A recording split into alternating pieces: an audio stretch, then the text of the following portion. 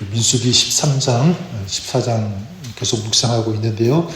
우리가 보았던 것처럼 출애굽한 이스라엘 백성들이 적과 꿀이 흐르는 땅, 즉 하나님께서 약속하신 가나안 땅에 거의 도착하게 되었죠. 또 정탐꾼들이 가나안을 정탐했습니다. 그리고 보고를 하는데 땅은 좋지만 거기 주민들은 크고 강대하다. 그래서 우리는 그 땅에 들어갈 수 없다. 그 땅에 들어간들 그 땅을 취할 수 없을 것이다. 이런 부정적인 보고를 하게 되죠. 이걸 들은 이스라엘 백성들은 통곡하면서 원망하고 차라리 애굽으로 돌아가자, 이렇게 소리를 치게 됩니다.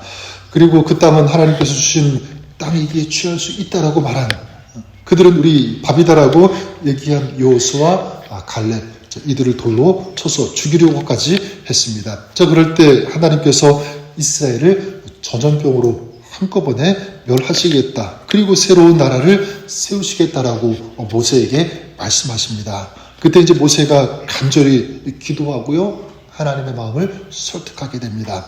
그래서 이스라엘은 전멸하게 되는 것은 모면하지만 하나님을 불신하고 거역한 그들에 대해서 하나님께서 이제 어떻게 하실지 말씀하시는데, 오늘의 말씀이 그 내용입니다. 29절 30절에 보면 너희 시체가 이 광야에 엎드러질 것이라. 너희 중에서 20세 이상으로서 계수된 자 곧 나를 원망한 자 전부가 여분대의 아들 갈렙과 눈의 아들 여호수아 외에는 내가 맹세하여 너희에게 살게 하리라 한 땅에 결단코 들어가지 못하리라.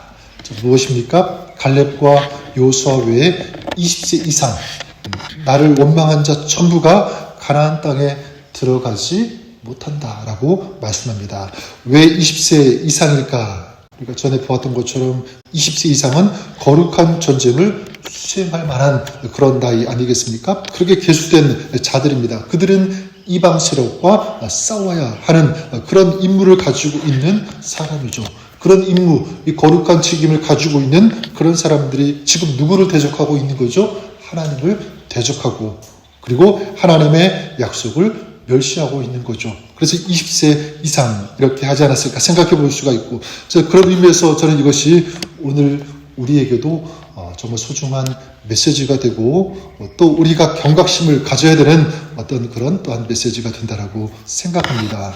무엇이냐면 이런 직임과 지위에 따른 책임이 있다라는 것, 이것을 우리가 한번 생각해 볼 수 있기를 바랍니다. 어린 아이와 어린의 책임은 똑같을 수가 없습니다. 회사에서도 마찬가지죠. 임직원과 일반 직원의 책임은 다르다. 교회에서도 마찬가지라고 생각합니다. 목회자로서, 장로로서, 권사로서, 또 안수집사로서 우리에게는요, 무거운 그런 책임이 있다는 것을 우리는 늘 생각하고 기억했으면 좋겠습니다. 이것을 인식하고 있을 때 우리는 게으르지 않고 성실할 수 있고 충성할 수 있고 때로는 겸손할 수 있다는 것, 우리가 꼭 기억했으면 좋겠습니다. 반면에 31절에 보면 너희가 사로잡히겠다고 말하던 너희의 유아들은 내가 인도하여 드리리니 그들은 너희가 싫어하던 땅을 보려니와. 너희의 유아들은 그 땅에 들어가서 땅을 볼 것이다. 너희의 유아들, 20세 미만의 사람들을 총칭하는 말이라고 할 수도 있을 것입니다. 20세 이상은 가나안에 들어가지 못하지만 하나님께서는 이들 20세 이하 이들은 보존하시고 그들은 들어가게 하시겠다라고 말씀하는 것입니다. 왜 그럴까? 20세 이하, 물론 아직 성숙하지 않았기 때문에 그렇습니다. 또한 생각해 볼 수 있는 것은 이들은 하나님을 원망하고 거역하는 일에 합세하지 않았기 때문에 라고 생각할 수도 있습니다. 하지만 중요한 것은 무엇이냐면 그들이 가나안 땅에 들어갈 수 있는 것, 이것은 전적인 하나님의 은혜입니다. 하나님의 은혜 때문에. 저는 그런 의미에서 우리도 마찬가지라고 믿습니다. 우리가 구원받을 수 있는 것, 하나님의 자녀가 될 수 있는 이 모든 것은요, 우리가 잘나서, 우리가 죄가 없어서 우리가 행하는 어떤 의로운 행위들 때문에 절대로 그렇지 않습니다. 우리는 죄로 인해서 마땅히 죽어야 되는 그런 존재들입니다. 자, 그럼 우리가 어떻게 살 수 있게 되었는가? 전적인 우리 주님, 우리 하나님의 은혜 때문인 줄 믿습니다. 에베소서 2장 1절에 그는 허물과 죄로 죽었던 너희를 살리셨도다. 주님께서 우리를 살려주신 줄 믿습니다. 그리고 32절부터 35절까지는 이스라엘이 이제 광야에서 죽을 것이고 자녀들은 40년을 이제 광야에서 방황할 것이다 라고 말씀합니다. 34절에 보면 너희는 그 땅을 정탐한 날 수인 40일의 하루를 1년으로 쳐서 그 40년간 너희의 죄악을 담당할지니 너희는 그제서야 내가 싫어하면 어떻게 되는지를 알리라 하셨다 하라. 40년 동안 광야에서 방황하는 그 근거가 무엇입니까? 정탐한 날 그 수 40일 아니었습니까? 그 하루를 1년으로 쳐서 40년이 된 것이죠. 여러분 얼마나 안타까운 일입니까? 그렇죠? 근데 이 가나안 바로 이곳까지 왔던 이스라엘이 이 가나안에 들어가지 못하고 광야로 이제 돌아가서 방황하게 되고요. 이제 거기에서 죽게 되는 그런 일들이 일어나는 것 아닙니까? 근데 여러분 이렇게 된 원인이 무엇이겠습니까? 그 원인에 대해서 14장에서 계속적으로 반복되는 그 단어가 있습니다. 이것 때문이다 라고도 할 수가 있는데 바로 그것은 원망이라고 하는 단어죠.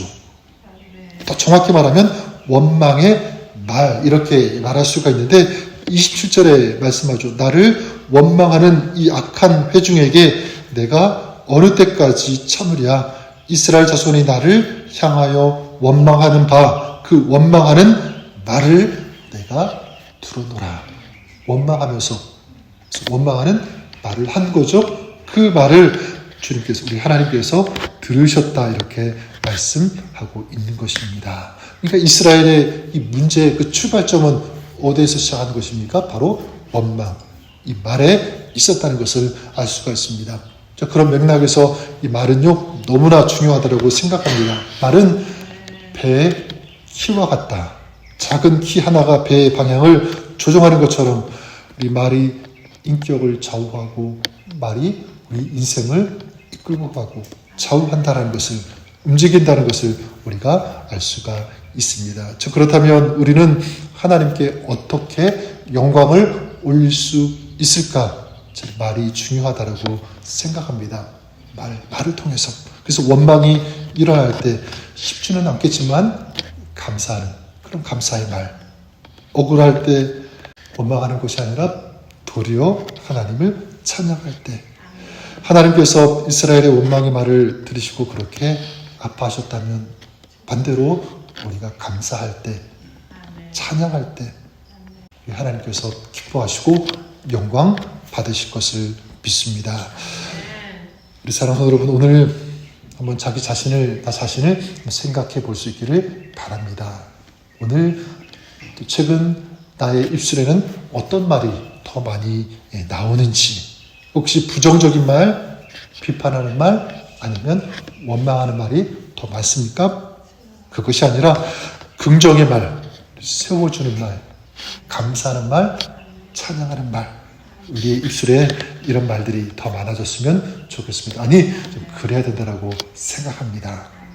28절 말씀 제가 다시 한번 읽어드리고 말씀을 정리하는데 이렇게 말씀합니다. 그들에게 이르기를 여호와의 말씀에 나의 삶을 가리켜 맹세하노라.